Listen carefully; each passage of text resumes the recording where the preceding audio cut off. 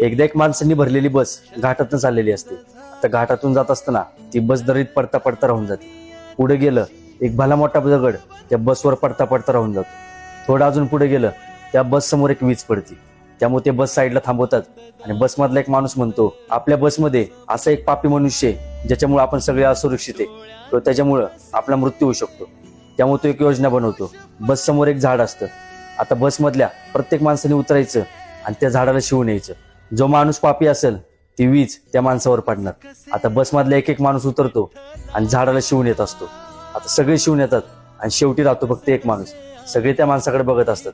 तो माणूस घाबरत घाबरत त्या झाडापाशी जातो आणि झाडाला शिवतो. जसं तो झाडाला शिवतो तशी एक जोरात वीज पडती, पण ती वीज बसवर पडती आणि बसमधले सगळे मृत्यू पावतात. आता बसमध्ये तो एकटा चांगला माणूस असल्यामुळं ती बस सुरक्षित होती.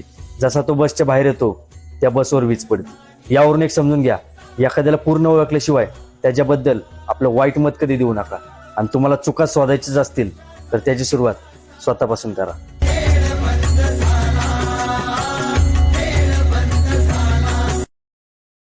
Download ShareChat.